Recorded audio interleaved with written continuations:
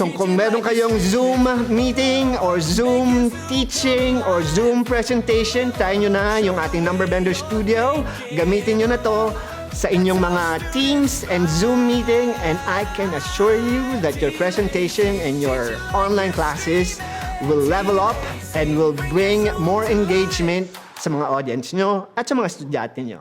So hindi nyo kailangan ng film crew, hindi nyo kailangan ng fancy studio, hindi nyo kailangan gumastos para magkaroon ng engaging Zoom interaction online sa mga students nyo at sa mga audience nyo. Whether you teach, you train, or just use Zoom for presentation, ang kailangan nyo lang to stop teaching dyan sa maliit na box na yan sa Zoom. Teach it like you're streaming.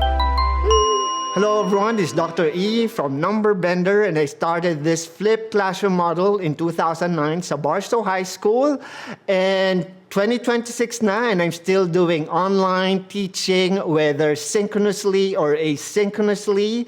At yung mga students ko ay nakikinabang dito sa mga technology na ginagamit ko, which is broadcasting technology, to give more engaging classroom experience sa mga estudyante natin at sa mga audience ko pag nagpa-present ako online. Wala na namang problema sa Zoom, and nagpapasalamat ako sa Zoom at sa Teams dahil dito nakakapagturo ako online at nakakagawa ako ng content, pero ang problema is flat ang layout ng Zoom. So when most teachers teach online like this, may giant slide, may tiny version of you na nandyan sa little corner, at malaki yung proportion ng space, empty screen. There's nothing wrong with this Zoom setup, pero syempre makikita nyo parang flat. So ang nangyayari dito, yung mga students nyo nanonood sa slideshow nyo and they forget na meron palang nagtuturo dun sa Zoom meeting nyo. So ang shift, pagandahin nyo yung layout nyo. So pwede kayong gumamit ng Ecamm Live, pwede kayong gumamit ng OBS, pwede kayong gumamit ng mga hardware like ATEM Mini, at saka Rodecaster Video, at lahat ng yan ay meron ako. Ang problema niyan, it cost money. So medyo mahal. So what I did was, gumawa tayo ng app sa numberbender.com para magamit nyo yung Numberbender Studio to change your boring layout like this into this. Now see the difference? Mas malaki ka, mas nakikita ka, mas present ka. So yung presensya mo at yung energy mo, front and center ngayon kapag nagtuturo kayo over Zoom, similar to a real live broadcast. So yung content nyo, yung keynote or your PowerPoint presentation nyo, o yung minsan iPad nyo na ginagawa nyong whiteboard, hindi na ngayon siya maliit na nandun lang sa tiny little corner kasi kasama nyo na siya na nagpe-present, at mas nagiging engaging yung online presence mo with your materials dahil kay Number Bender Studio.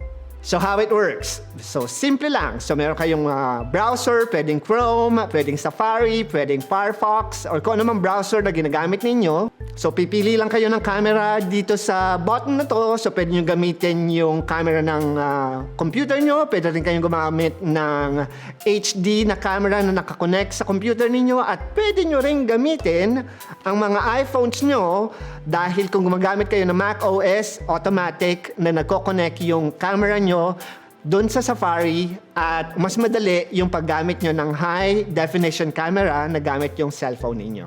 Now, meron din different layouts. Yung Number Bender Studio, pwede nyo gamitin yung basic layout, yung mukha nyo, and then yung keynote presentation nyo, or yung iPad nyo. And then two, pwede nyo rin i-highlight yung inyong keynote presentation at gawin yung maliit yung tsura nyo dyan sa little corner dito sa screen na ito. At pwede nyo rin i-zoom in and i-zoom out yung pagmumukha ninyo dyan sa bilog na yan para mas masentro ninyo at mas mapaganda yung layout ninyo. At yung layout number 3, kung meron kayong ipapakita sa inyong browser at gusto nyo rin gamitin yung inyong iPad para sa pagsusulat, lalo na sa pag nagtuturo kayo ng mathematics, tulad ng setup na ginagamit ko usually sa aking klase, tulad dito, nagtuturo ako ng quadratics, gamit ng Desmos, gamit ng iPad, at nandun ako sa little corner, at yan yung layout 3. So meron tayong 3 layouts na pwede nyong gamitin. Depende syempre kung ano yung content na ipepresent ninyo sa klase ninyo or sa Zoom presentation ninyo. So diba, sobrang powerful ni Number Bender Studio. Pero ang mas powerful dito, wala tong bayad.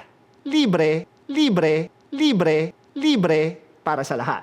So ito yung isa sa mga ginagawa natin para makatulong tayo sa mga students natin at mga teachers na rin na halos lahat ay gumagamit ng online technology, lalo na sa Zoom, kapag kailangan nyo ng online klase. And this time, mas effective nyo mabibigay yung klase ninyo, whether sa mathematics, sa science, sa English, sa history, at kung ano pa man yan, dahil meron na kayong mas maayos na layout appropriate sa classroom setting.